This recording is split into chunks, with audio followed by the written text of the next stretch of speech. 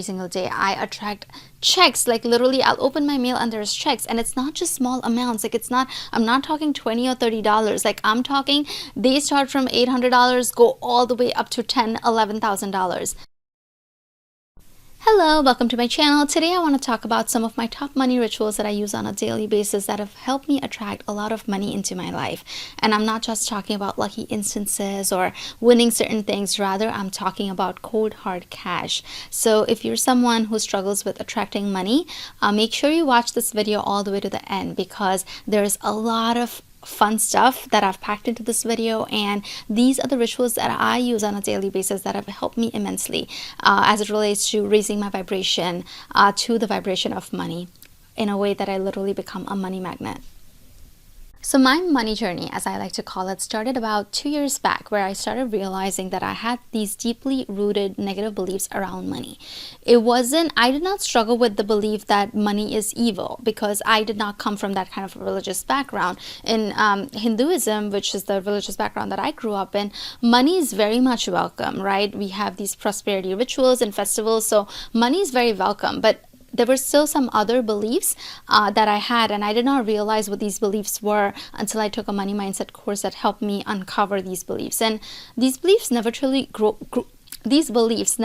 go away, but you become better at managing them and turning them into more empowering beliefs. And that is the work you kind of have to do on a daily basis. So just, I guess, think about it in terms of whether there is something in your life that may be preventing you from blocking money. What beliefs are those? What childhood experiences did you have? And start working on those. And that is the first step to starting to attract wealth, because that is the background work that needs to happen before you do these rituals that I'm about to talk about. Because a lot of people start with the rituals, but then you're just putting a band-aid on your wounds, right? And that doesn't help. You want to clean up first. You want to clean up your limiting beliefs before you start using these high vibe rituals. What I'll do is I'll leave a link to the course that I took that helped me a lot. But if you don't want to take a course, that's okay. There's a lot of wealth consciousness books out there too that are going to help you do just the same. But let's get started with the money rituals that I use on a daily basis. Now, I have to caution you that these are not some crazy rituals. You're not going to need a lot of materials or things for this. This is just really a matter of aligning your mindset to the vibration of money. You almost want to elevate your vibration to the point where it feels like you already have that check in your hand, and you want to try to be in that vibration for as long as possible. And these rituals that I'm talking about, they will help you get there. And as you start doing them more and more, if they will almost become a part of your daily life, to a point where you start getting money into your life. Now, I'm at a point where I attract money from random places. I can't, like, once I start doing the work, the money just starts coming in. It will be from a check. I'll start getting refunds. I'll start getting raises at work, and I'll start getting these high bonuses. Or alternatively, I'll get these money making ideas. So either or, right? You can have either or, but just realize that there is a little bit of an action component here. If you get a money making idea, then you kind of have to act on it, right? And that is a secondary aspect to it. Number one, focus on your finances on a daily basis. So what I do is you can do this anyhow, right? You can just go to your bank account, you can review your finances for the day. What I like to do is I have this app called Mint, and I have it connected to all my accounts. So I have it connected to my bank account, my credit card, mortgage, investments, everything. And then it gives you a list of all your ongoing transactions.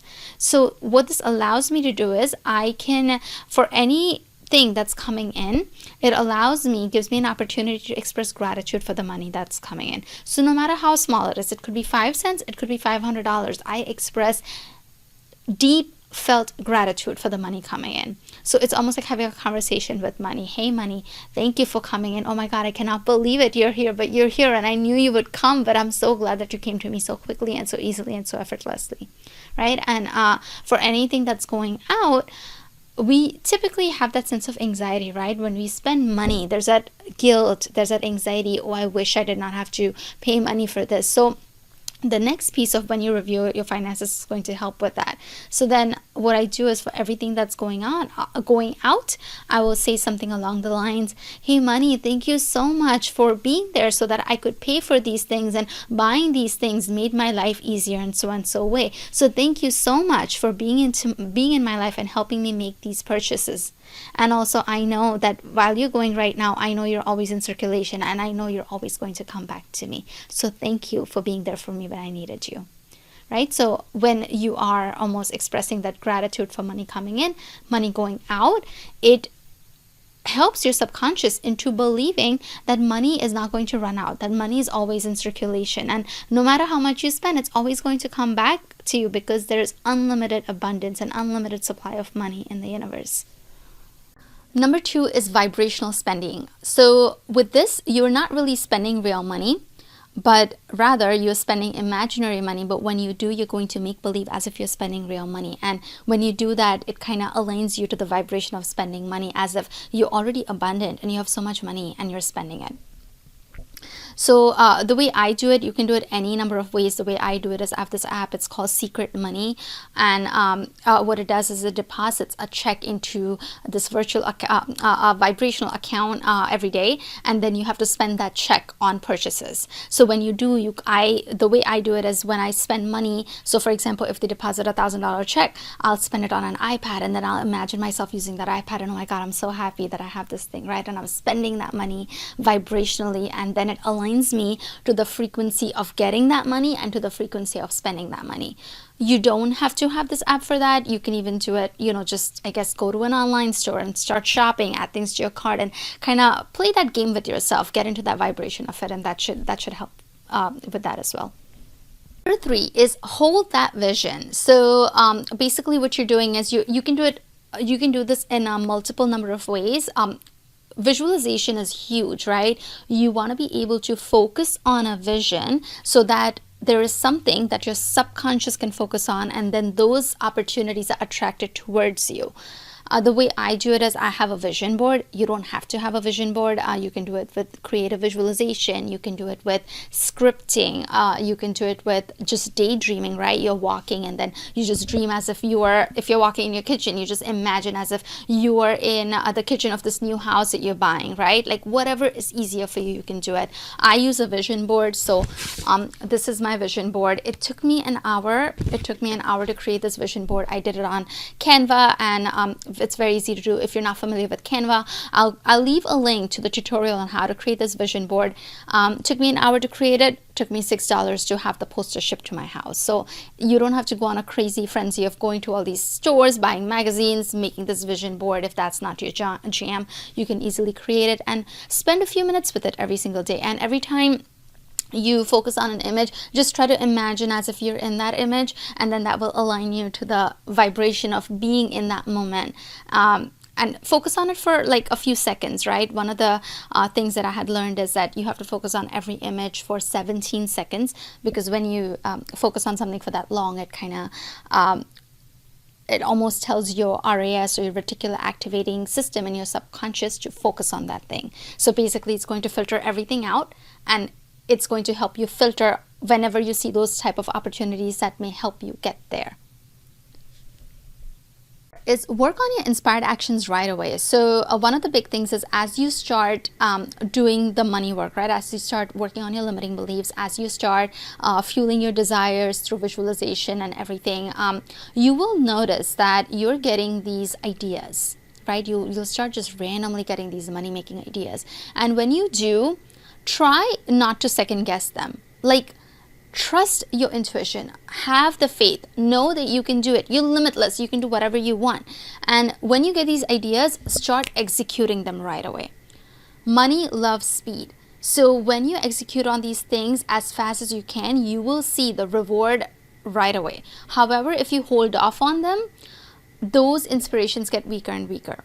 One of the things that I learned from, if you've ever heard of the book Big Magic, it's by Elizabeth Gilbert. She talks about how ideas don't just come to one person, they go to several people. So if you don't act on those ideas right away, someone else will. So time is of the essence, and when you get these ideas, just don't even worry about it. Trust your intuition and work on it right away. Law of compensation essentially states that number one, you need to have a product or a service that is in demand, right? So whatever your niche is, or even if you're in a job, like, is that area in service? Is that what people are looking for? Are you going to be able to make money that way? If the answer is yes, ask yourself another question. How good are you at this? Do you have the skill set for it? Right? And it's not to say that you can't improve on it. You can improve on it. And that's I guess what I'm trying to convey in a way, that initially when you start on something new, you are not going to be good at it, right? But when you start doing it more and more, you're going to start getting better at it. And we, in a way, have to extend ourselves that grace, and we have to intentionally work towards our skill every single day. So one of the ways I do it is every morning in my journal, I have this prompt and I say to myself, what am I going to do today to hone my craft? And I put it down, and every day I work on that thing. I don't just work on my mindset, that's one part of it, but then I also work on my business skills that I'm supposed to have in order to become the best in that niche. The next piece is to start looking at everything from a lens of service, from a lens of love rather than ego. So with this, it is not about you. Whatever service, whatever product, whatever task it is that you're trying to do, you're trying to serve somebody. And when you approach it in that way, the outcome of that task becomes so much more well received. You will notice that people will start responding to you better, because you're not making it about you, you're making it about them. We all have this inbuilt BS radar, right? When somebody's BSing, when someone's doing things just to make money, you're going to smell that right away, right? You're just going to. That's how we all are. And when you truly come from a place of service, you truly come from a place of genuinely trying to help someone out, they will know. And and I've noticed, for me, when I look at things that way, it's also easier for me to get out of my head, because now I'm not focusing on, oh my God, I have to do this in order to make this money, but rather I'm focusing on, hey, I got this inspiration and I think this is going to help others who had the same problem as I did. If you're not in that place of love, if you think that you are really working, you're too much in your head, then take a step back, go into your alignment rituals, meditate, do whatever it is that you can to get out of your head, and then get into a place of love and service.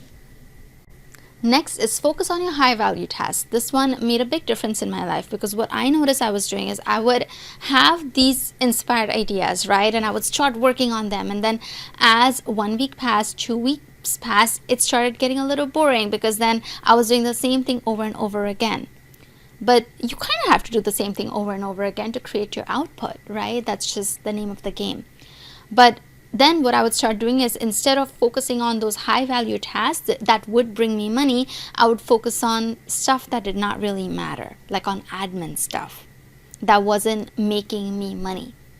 So now what I do in the morning is I ask myself a question. What are the 3 things or 4 things I'm going to work on today? And are these tasks of high value? Eventually, are they going to yield me money? Right? Because that is where I want to focus my effort. That is where I want to give it my best. Because what's the point if I'm just creating things to keep myself busy, but it's not doing anything good for me in terms of finance? So again, focus on high yielding tasks, and try, like, every morning, if you can, try to journal on it, or try to create like a small little card that you can keep on, that, hey, these are the things that I have to work on before I get to those busy tasks. And it's not to say that you have to put those on the back burner. If you think that they need to be done right away, but then you don't have enough hours in the day, then you don't have to do everything, right? You can hire like a virtual assistant for it or something. And the last one is, I love to keep my why list. So what is my vision? Why I want what I want? I have found that it is tremendously helpful to review this list multiple times a day, especially when I find myself procrastinating, or when I find myself getting irritated and annoyed or not being present with the situation. About why it is so important for me to hold my vibration high, and why it is so important for me to be in the present, and also why it is so important for me to work on my tasks. I go back to this list and I say, yeah, this is why I'm doing what I can. And this doesn't just have to be a list of material things, right? Your desire list doesn't have to be a material list. It can, I personally like for it to be a combination of multiple things, because eventually the materials start feeling a little old. You're just repeating them. But then when you go to things that have service in them, right? So for example, on my list, I have something like, I want my website to be one of the top places where people turn to course and product reviews. And I love seeing that these people are emailing me, my customers are emailing me every single day about how much my website is helping them, because I'm giving them honest reviews and because I'm saving them so much money in the process. And my website is changing lives every single day. When you come back to it, when you come back to how your tasks are providing someone else value, there's nothing more greater than that. Like that feeling, every time I read that, that feeling just makes me want to go back and back again to why I'm working on what I'm working, especially on my high value tasks. Are the money rituals that I engage on a daily basis. Again, the key is really aligning yourself to the vibration of service, to the vibration of money, to the vibration of receiving, and to the vibration of spending. And that's what these rituals help you do. They will align you to all these vibrations. And when you do, and on top of that, when you do the limiting beliefs work, you will become a money magnet.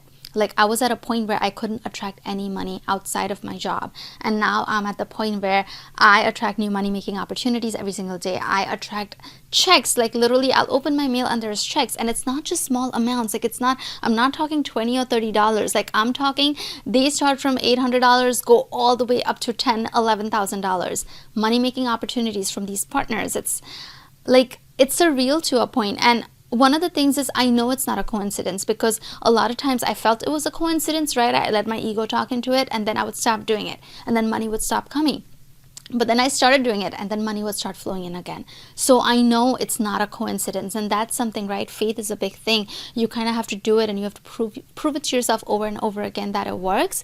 When you do it a couple of times, when you realize that it's working, that's when it really magnifies it, because that's when you realize, oh my God, this shit really works. So I hope this helps. If you have any questions, please leave it in the comments down below, and I hope you enjoy this video. Love you. Bye.